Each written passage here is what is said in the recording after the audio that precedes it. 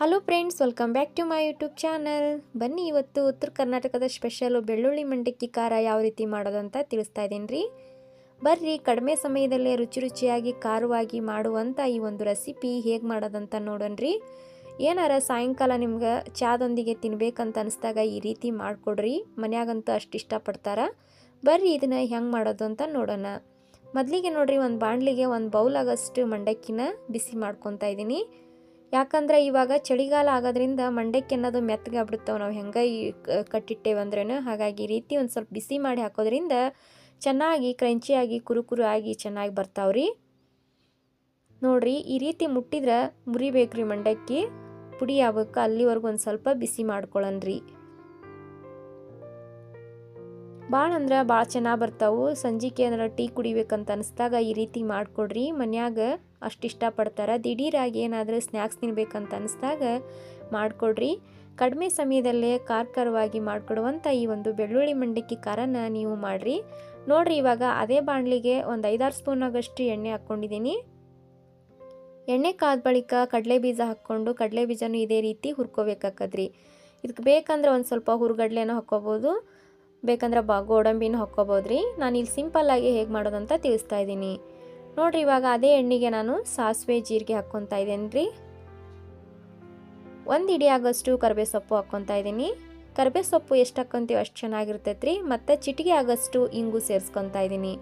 ಇಂಗು ಸೇರಿಸೋದ್ರಿಂದ ಗ್ಯಾಸ್ಟ್ರಿಕ್ ಅನ್ನೋದು ಬರೋದಿಲ್ಲ ರೀ. ಮಂಡಕ್ಕಿ ತಿನ್ನೋದ್ರಿಂದ ಗ್ಯಾಸ್ಟ್ರಿಕ್ ಆಗುತ್ತೆ ರೀ. ಹಾಗಾಗಿ ಮಂಡಕ್ಕಿಗೆ ಇಂಗು ಹಾಕೋದ್ರಿಂದ ತುಂಬ ಟೇಸ್ಟಿಯಾಗಿ ಬರ್ತೈತೆ ರೀ. ನೋಡಿರಿ, ಇವಾಗ ಬೆಳ್ಳುಳ್ಳಿನ ಒಂದು 2-3 ಗಡ್ಡಿ ಬೆಳ್ಳುಳ್ಳಿನ ಸುಲಿದು ಇಟ್ಕೊಂಡಿದ್ದೆ, ಆ ಬೆಳ್ಳುಳ್ಳಿನ ಸೇರಿಸ್ಕೊಂಡಿದ್ದೀನಿ. ಇವಾಗ ಎಲ್ಲವನ್ನು ಚೆನ್ನಾಗಿ ಎಣ್ಣೆಯಲ್ಲಿ ಹುರ್ಕೊಳ್ಳೋಣ್ರಿ. ಇವಾಗ ಬರ್ರಿ, ಇದಕ್ಕೆ ರುಚಿಗೆ ತಕ್ಕಷ್ಟು ಉಪ್ಪು ಹಾಕ್ಕೊತಾ ಇದ್ದೀನಿ. ಉಪ್ಪು ಕಡಿಮೆನ ಹಾಕೋರಿ, ಯಾಕಂದ್ರೆ ಮಂಡಕ್ಕಿಯಲ್ಲಿ ಉಪ್ಪು ಜಾಸ್ತಿ ಇರ್ತೈತಿ. ಹಾಗಾಗಿ ಉಪ್ಪು ಲೈಟಾಗಿ ಹಾಕ್ಕೋಬೇಕಾಕತ್ರಿ. ನೋಡಿರಿ, ಇವಾಗ 1-2 ಸ್ಪೂನ್ ಆಗಷ್ಟು ಅಚ್ಚ ಖಾರದ ಪುಡಿ ಹಾಕ್ಕೊತಾ ಇದ್ದೀನಿ. ನೀವು ಬೇಕಂದ್ರೆ ಒಣಮೆಣ್ಸಿನ್ಕಾಯಲ್ಲಿ ಹಾಕಿ ಮಾಡ್ಬೋದ್ರಿ. ಈ ರೀತಿ ಅಚ್ಚ ಖಾರದ ಪುಡಿ ಹಾಕೋದ್ರಿಂದ ತುಂಬ ಕಲರ್ ಆಗಿ ಟೇಸ್ಟಿಯಾಗಿ ಖಾರವಾಗಿ ಚೆನ್ನಾಗಿ ಬರ್ತೈತ್ರಿ. ನೋಡಿರಿ, ಒಗ್ಗರಣೆ ಅಂತೂ ಬೆಳ್ಳುಳ್ಳಿ ಒಗ್ಗರಣೆ ರೆಡಿ ಆತ್ರಿ. ಬರ್ರಿ, ಇವಾಗ ಮಂಡಕ್ಕಿನ ನಾ ಬಿಸಿ ಮಾಡಿ ಇಟ್ಕೊಂಡಿದ್ನಲ್ಲ, ಆ ಮಂಡಕ್ಕಿಗೆ ಕಡಲೆ ಬೀಜ ಮತ್ತು ಬೆಳ್ಳುಳ್ಳಿ ಒಗ್ಗರಣೆನ ಸೇರಿಸ್ಕೊಳ್ಳೋಣ್ರಿ. ಕಡಿಮೆ ಸಮಯದಲ್ಲೇ ಖಾರವಾಗಿ ಮಾಡುವಂಥ ಈ ಒಂದು ಮಂಡಕ್ಕಿ ರೆಸಿಪಿ ನೀವು ಕೂಡ ಒಂದ್ಸಲ ಆದ್ರೆ ಮನೆಯಲ್ಲಿ ಮಾಡಿರಿ. ಭಾಳ ಅಂದ್ರೆ ಭಾಳ ಮಸ್ತಾಗಿ ಬರ್ತಾವೆ.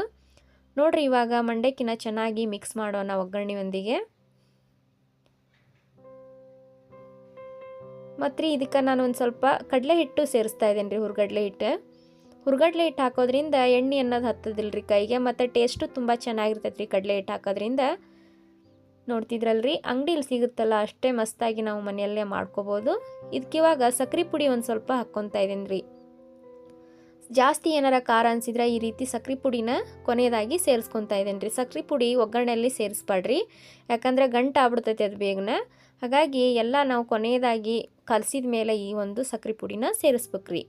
ನೋಡ್ತಿದ್ರಲ್ರಿ, ಭಾಳ ಮಸ್ತಾಗಿ ಕೇವಲ ಒಂದು 5-5 ನಿಮಿಷದಲ್ಲಿ ರೆಡಿ ಆಗುವಂಥ ಈ ಒಂದು ಉತ್ತರ ಕರ್ನಾಟಕದ ಸ್ಪೆಷಲ್ ಬೆಳ್ಳುಳ್ಳಿ ಮಂಡಕ್ಕಿ ಖಾರ ನಿಮ್ಮೆಲ್ಲರಿಗೂ ಇಷ್ಟ ಆದರೆ ಪ್ಲೀಸ್ ಒಂದು ಲೈಕ್ ಮಾಡಿ, ಶೇರ್ ಮಾಡಿ, ಕಮೆಂಟ್ ಮಾಡಿ. ಹೀಗೆ ನನ್ನ ಚಾನಲ್ಗೆ ಸಪೋರ್ಟ್ ಮಾಡಿ ಸ್ನೇಹಿತರೆ. ಧನ್ಯವಾದಗಳು.